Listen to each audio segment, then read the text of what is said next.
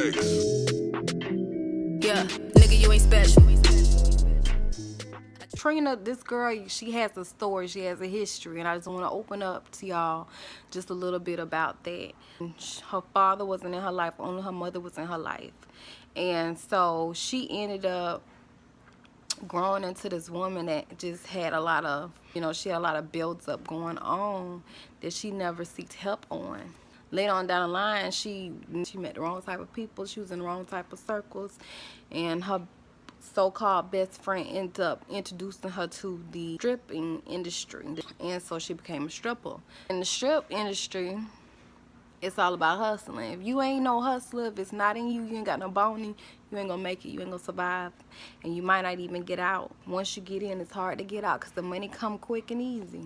But when you see route, you better take it. When you see an exit, you better take it. Now this dude named Tim, he was a hustler. He was a street nigga. He was street smart. He been robbing, but he was the type of dude, he would rob other dudes though. So he was living dangerous, but he was known for like the dude to just break bread and spend just because. It didn't even have to be a particular reason, but he showed mad love every time he walked into the strip joint, and them girls was all over him, loved him, you hear me? But he only had like an eye for certain particular girls. He just didn't want to just pick up one or two or whoever came his way. He was the type of brother, like, he not finna talk to you if you walk up to him and talk to him. He gonna look at you like, he moved in silence. When he came in, like, his presence was known by the love that he would show, but other than that, you wouldn't know nothing about him unless he rocked with you like that. So the girls used to be running him like, oh, it's him in the building, oh, baller alert, and he's always coming up looking good, smelling good, big heavy set nigga, look almost like a size of Rick Ross, the old Rick Ross. So Rick Ross done lost weight now. He think he's sexy now, y'all.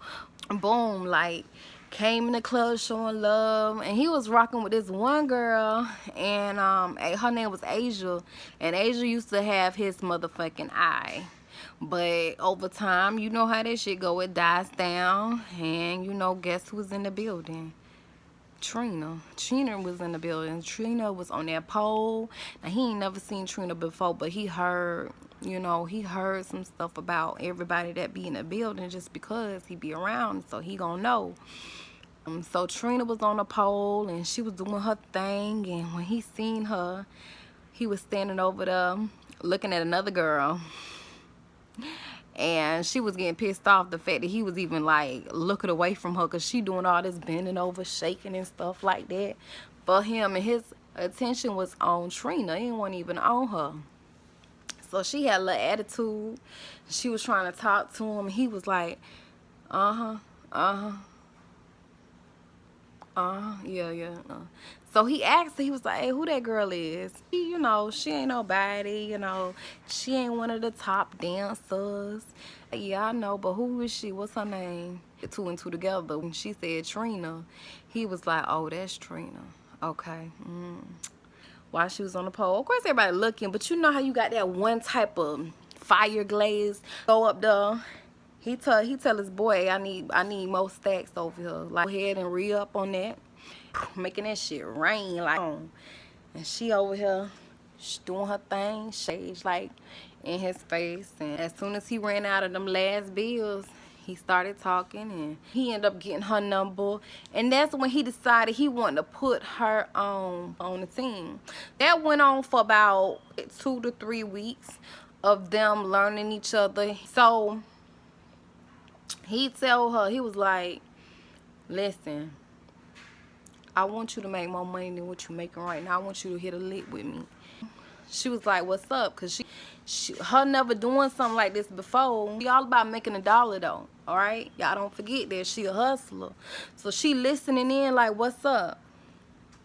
So he was like, hey, it's this dude, like, all you gotta do is look good, play the part, bring him to the room, and boom, that's it, She was like, what you mean? All you gotta do is just go ahead and set it up, and I'm gonna do the rest.